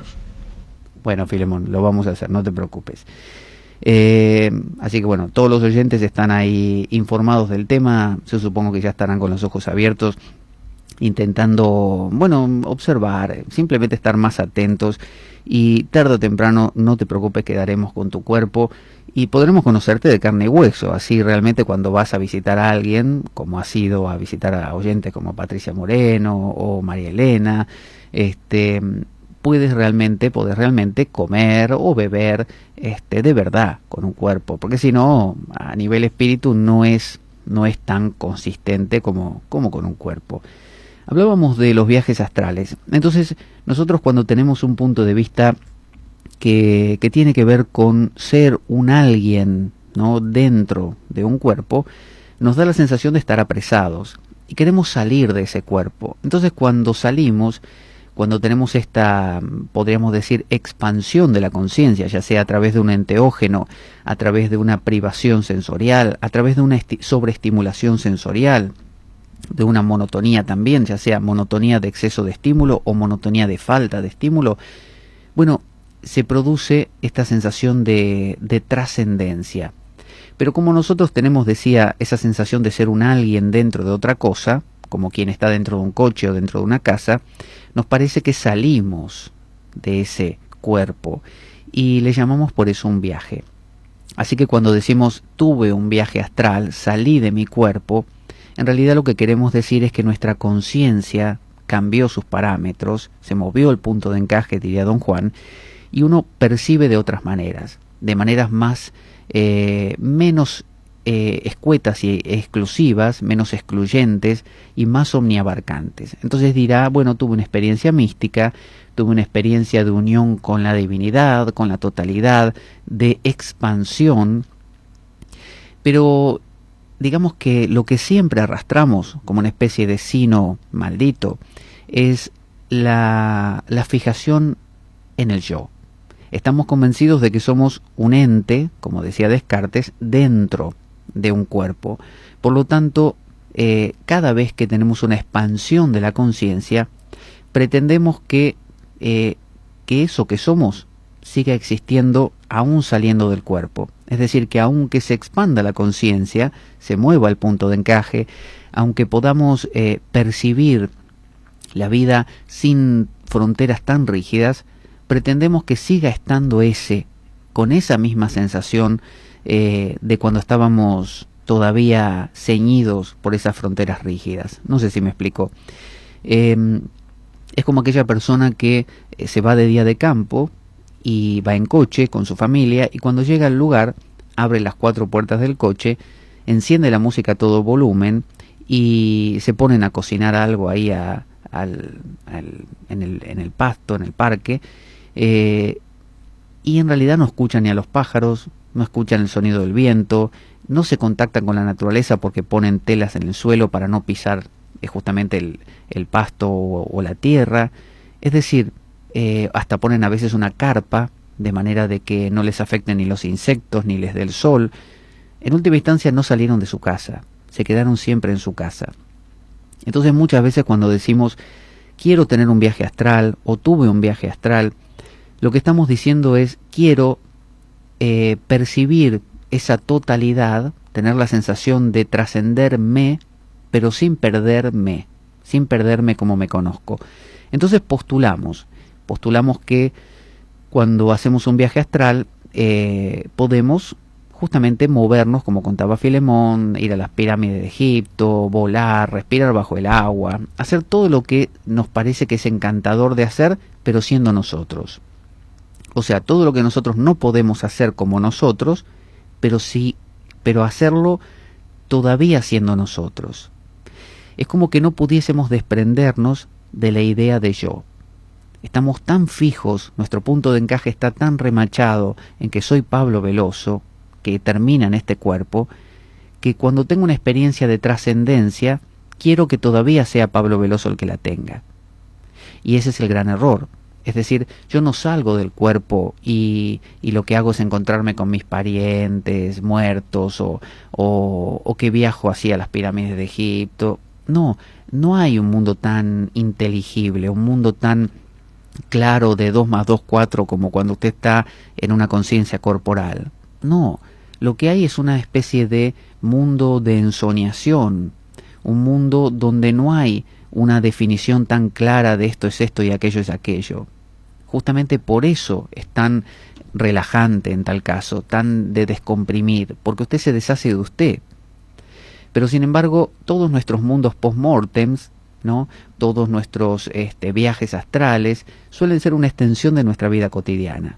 Así como uno se ríe y dice, ay, mira qué ridículo, el cielo de un cristiano o de un musulmán suele ser, o de un judío, suele ser, pero bueno, cristianos y musulmanes son los que lo tienen más como explicitado, y también los vikingos con el Valhalla y todo eso, suele ser una continuidad de lo que ya se tenía. Es decir, uno no soporta la idea de que cuando la vida empuja a que se produzca una transformación, un cambio, ya sea el soñar por las noches, el morir, ¿no?, al final de una vida, o experiencias místicas, uno pretende tener el control, uno pretende seguir estando ahí. Entonces pretende decir, yo salí de mi cuerpo, volé por ahí, me fui a tomar una cerveza en el mundo astral y volví. Olvidándose que la cerveza es algo muy del mundo cotidiano y de que yo soy de aquí, del mundo cotidiano. Cuando se tiene una experiencia mística o trascendente, no es inteligible, es ininteligible, no puede traducirse.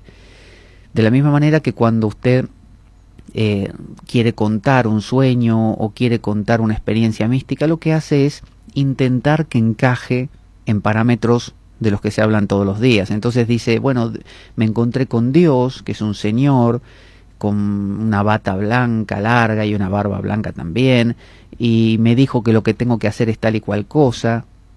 En realidad no pasó eso. Así usted lo interpreta para que se le haga inteligible, para que se le haga comprensible y no le aterre, porque a usted le aterra dejar de ser. A usted y a mí, es decir, nuestra educación está hecha para que pensemos que somos solo esto, pero no porque hay un reptiliano ahí que lo hace por maldad, es porque el ser humano evolucionó en esa dirección, es decir, se movió en intentar convencerse a sí mismo, y nuestra cultura occidental sobre todo es así, convencerse de que uno es solo esto, Pablo Veloso con su límite corporal, y no hay más. Entonces, no me permito siquiera esas experiencias. Hay gente que se aterra de dormirse, por ejemplo, porque pierde el control y no sabe lo que puede llegar a pasar. Hay gente que no se metería en el tanque de flotación, porque teme qué pueda pasar. Y si mi cerebro empieza a crear cosas que no puedo controlar y me muero de miedo, y si no vuelvo, otros dicen, viajes astrales, sí, he tenido experiencias de realmente salir, pero me dio tanto miedo que desperté. A mí me ha pasado eso también, las primeras veces.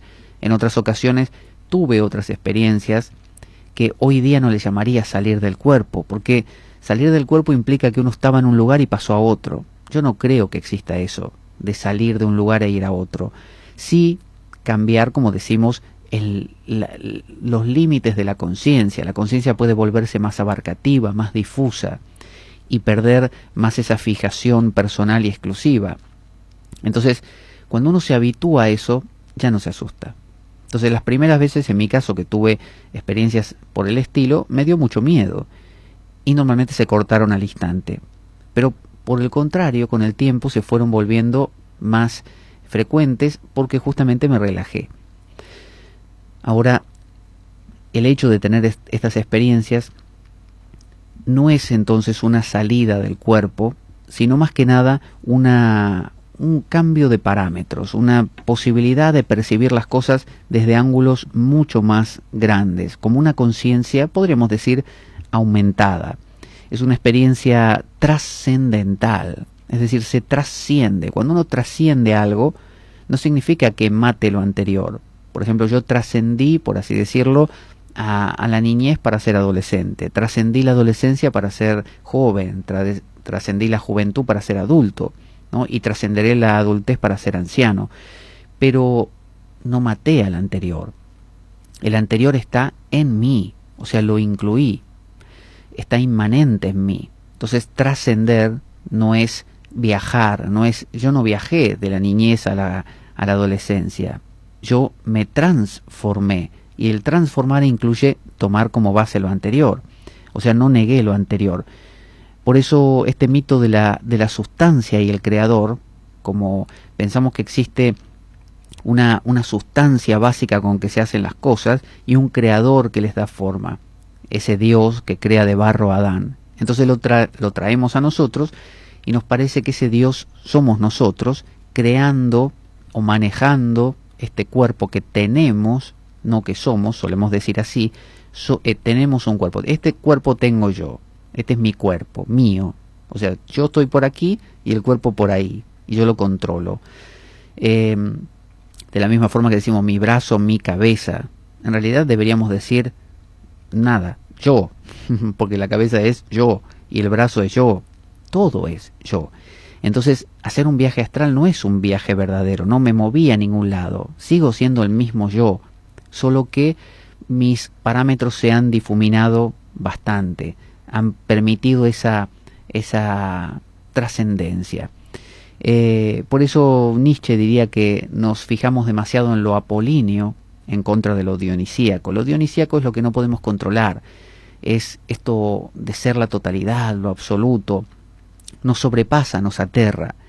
Entonces intentamos aferrarnos a la forma, a lo apolíneo.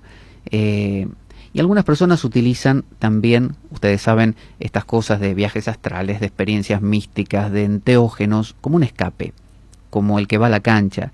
Entonces, decíamos, el de la discoteca en última instancia está queriendo escapar de esa fijación en uno mismo, de ese agotamiento que causa el día a día encontrarse con la misma persona.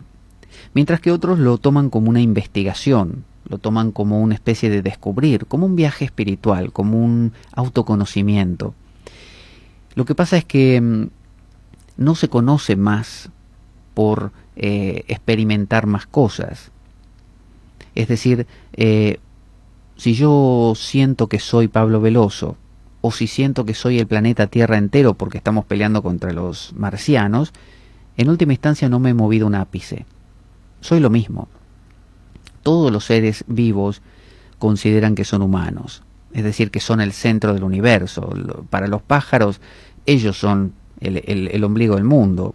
Para los leones son ellos el ombligo del mundo. Nosotros somos accesorios, tanto como para nosotros los leones son accesorios y nosotros somos el ombligo del mundo. Y llevándolo más a lo personal, yo soy el ombligo del mundo, de mi mundo, así como usted es el ombligo de su mundo. Entonces, la investigación, la búsqueda espiritual, lo que llaman el camino espiritual, es esa sensación de que si yo me muevo de aquí hacia allí, voy a conocer algo que me va a aportar algo muy valioso. Y en realidad no me muevo nunca. Simplemente, al conocer, al posibilitar justamente esta expansión, esta visión más abarcativa, cuando regreso a esta visión más excluyente, que es la que tenemos cotidianamente, tenemos una visión nueva de las cosas, una percepción, un paradigma, una forma de entender la vida diferente. Entonces ya nos vemos más no como entes sueltos que nos peleamos entre nosotros, sino como una especie de ecosistema, como una especie de unidad que lo abarca todo y a todos. Entonces, esa hermandad que tanto se pregona en las religiones, como que todos somos uno, somos hermanos, somos de un solo cuerpo, ¿no? En lugar de ser palabras, palabras utópicas que uno quisiera poder adherir y no puede porque en el fondo siente que somos todos hermanos, pero lo mío es mío y lo tuyo es tuyo. En cambio, cuando uno tiene este tipo de experiencias, pero le digo, experiencias con un trasfondo, es decir, con algo de base que le permita decodificarlas, si no, no valen, porque las tiene el adolescente que va a la discoteca y para él no fue más que un viaje, un escape, y vuelve a la visión de siempre porque es la única que conoce. Pero si a uno le hablan que existe una manera de comprender la vida distinta, bla, bla, bla, y uno experimenta con un enteógeno, con la meditación, o bien con el sobreestímulo, que son métodos o modos, como por ejemplo, no sé, el ayuno, el sobreesfuerzo, lo que llamarían en la religión el servicio, ¿no? El monje que está denodadamente dedicado a algo hasta no poder más. Bueno, toda esa clase, o la guerra, por ejemplo, pero para aquella persona que tenga un sustrato, que tenga un con qué decodificar todo eso, bueno, todo eso que ocurra le va a permitir cambiar su mitos, es decir, su paradigma, su manera de enfocar la vida, y va a ser una manera más abarcativa. Así que podríamos decir, para resumir entonces, que, y dejando de lado las experiencias de casi muerte y otras cosas que no hemos tratado hoy por una cuestión de tiempo, podríamos decir que los viajes astrales sí son reales. Los viajes astrales ocurren, es decir, son experiencias de trascendencia, son experiencias de lo que llamaríamos la conciencia cósmica, si uno le quiere decir así, provocados por plantas, provocados por el esfuerzo excesivo, provocado por la monotonía absoluta de la falta de estímulo. La fuente puede ser variada, pero el viaje está ahí, es decir, esa sensación de, le llamamos salir del cuerpo, le llamamos viajar de un lugar a otro, pero en última instancia estamos queriendo decir que se difuminan los límites. Y lo hacemos, desgraciadamente, con el ansia de jamás perder el control y de ser siempre nosotros, ya sea que nos hayamos muerto, ya sea que hagamos este viaje astral, queremos tener el control. Y encima, mire qué feo, queremos que sea útil, porque queremos salir del cuerpo para conocer lugares, como hacía Filemón, para descubrir cosas, para disfrutar del placer de volar como los pájaros. Es decir, queremos que nos sirva como recreación, como quien va, no sé, a jugar al tenis un rato. Y en realidad es como, eso sería comparable a querer escuchar música para relajarse o escuchar música para estimularse. Y la música se escucha porque es maravillosa. Y bailar se baila porque sale del alma. Cuando usted baila porque le hace bien al corazón, ¿no? Porque es medio aeróbico el ejercicio, lo está matando al baile. El baile perdió algo ahí. De la misma manera, pretender que el viaje astral o la trascendencia de la conciencia a algo más difuminado, como decíamos, menos excluyente, es útil. ¿Útil para quién? Útil para usted, para la persona, para Pablo Veloso, ¿no? Es volver a vivir una vida centrada en el mismo tipo que usted encuentra en el espejo todas las mañanas. Y eso es triste, porque no sale del mismo bucle. Por eso la enseñanza, la información, ¿no?, que puede aportar un maestro, alguien, un libro, una película, algo que nos dé esta pauta de que no existe solo Pablo Veloso, hay más. Pablo Veloso es solo una parte. En términos psicológicos sería lo inconsciente, el inconsciente colectivo, es decir, hay más, o el exocerebro de Bartra, o distintas posturas que lo explican desde distintos ángulos y nos permiten ver y entender que esa experiencia hace referencia a una manera de vivir que no está necesariamente centrada en el individuo, y eso es sumamente liberador. Vamos a escuchar una canción, a ver qué vamos a escuchar. Antes de ya regresar para despedirnos, vamos a escuchar una balada de Doro Pesch que se llama The Last Goodbye, que es el último adiós. Es media triste, que habla de una persona que murió y bueno, Doro Pesch la está despidiendo y espera que se vuelva a reencontrar con ella, espera algún día volver a reunirse, que es esa ansia humana de la que hablamos. Enseguida volvemos. The last goodbye. you leaving, I stay behind. We cry for you now, and you decide to die. Now you leave and I stay behind, and you decide to die. We might meet again in a different life. We might meet again in paradise. We might meet again in a different light. We might meet again in paradise. You said the last goodbye without answers, without crying. I'll forgive you now and wish you all the love to find. You said the last goodbye, and I wish you all the love to find. We might meet again in a different life. We might meet again in paradise. We might meet again in a different light. We might meet again in paradise.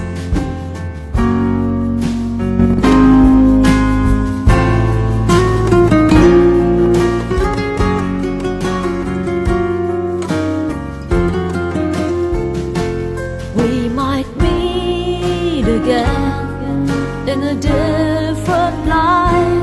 We might meet again in paradise.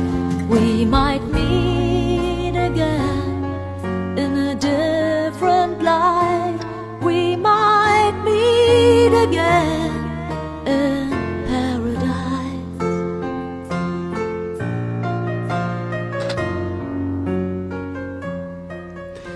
Escuchábamos a Doro Pesch, que nos cantaba The Last Goodbye, el último adiós. Y bueno, tiene mucho que ver con el programa que hemos recorrido hoy, que ha sido un programa basado en una de estas posturas populares, como son el viaje astral. Cuando me puse a investigar un poco cómo se lo veía el viaje astral en lo cotidiano, en las redes sociales, sorpresivamente, o sea, contrariamente a lo que yo pensaba, había infinita cantidad de información. A veces uno pone un tema cualquiera en distintas redes sociales o fuentes y descubre que, bueno, hay alguna que otra opinión o entrada. Pero en cuanto a los viajes astrales, fue apabullante. Se ve que es un tema que es muy necesario, en el sentido de que esa necesidad de salirse del lío en que uno está metido, de la exclusión, de la restricción, es muy necesaria. Es algo que reclama mucho a cualquier ser humano, la descompresión. Por eso lo hemos planteado hoy aquí en La Espada de Damocles, bajo un punto de vista que no es el punto de vista de salgo de mi cuerpo, doy una vuelta por ahí y regreso, sino más bien como una especie de ampliación de la conciencia, un aumento de la forma de percibir.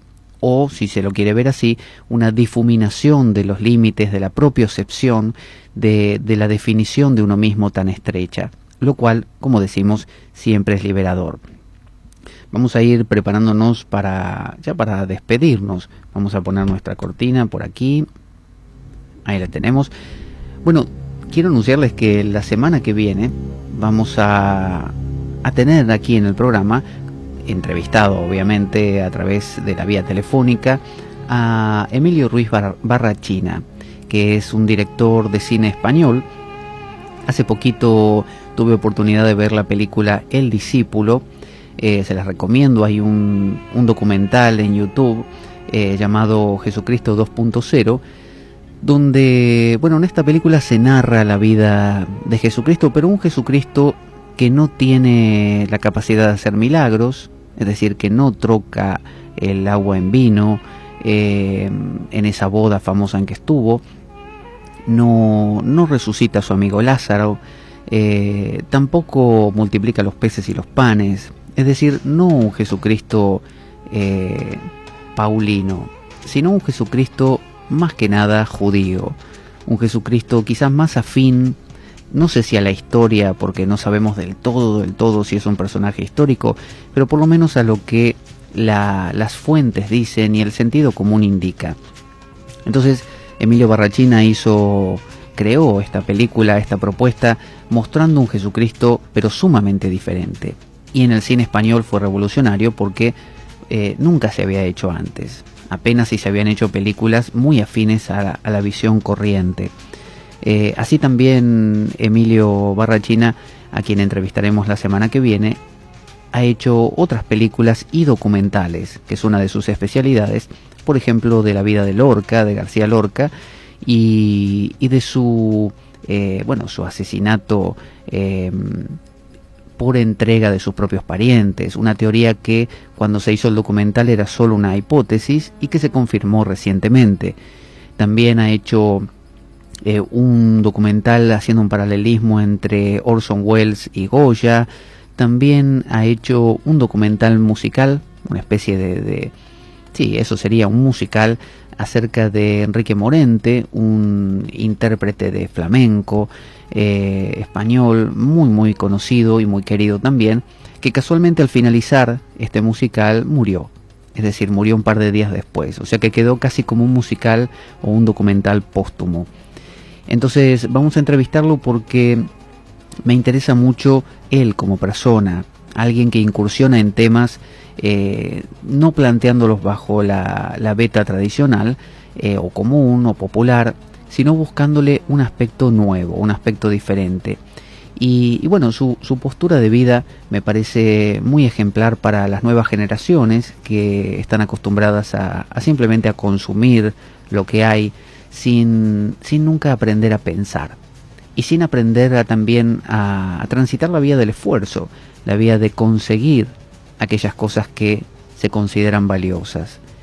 Así que no se lo pierdan, la semana que viene vamos a tener a Emilio Ruiz Barrachina, que todavía no sé desde qué parte de España va a hablar, porque él tampoco lo sabe, me lo tiene que confirmar, porque está grabando su última película, que es Violín de Piedra, que tiene que ver con la gente que aquí en España ha tenido que dejar sus pueblos natales por irse a las grandes ciudades.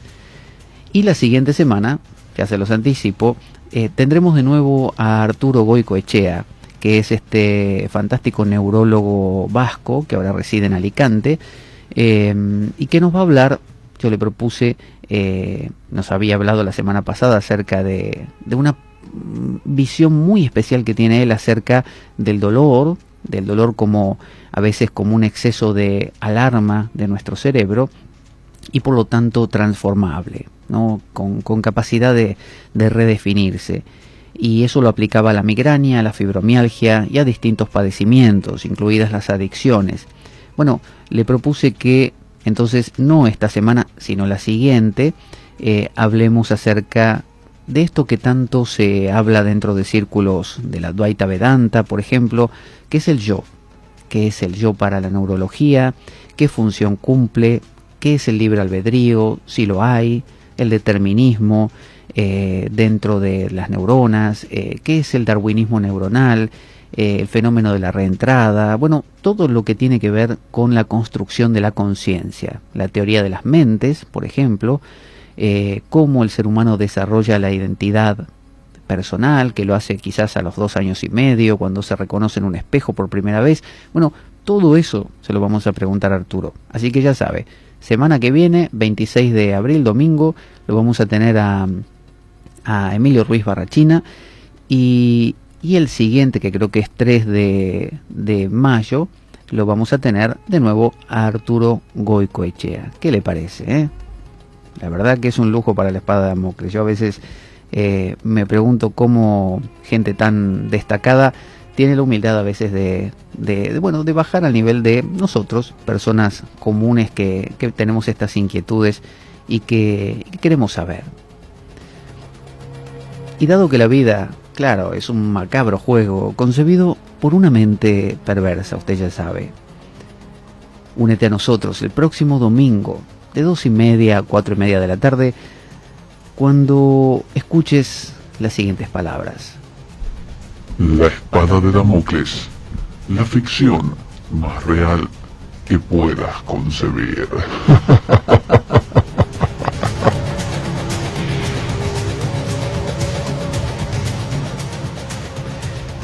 Buena vida para todos, buena semana y... ¡Avanti Damocleanos!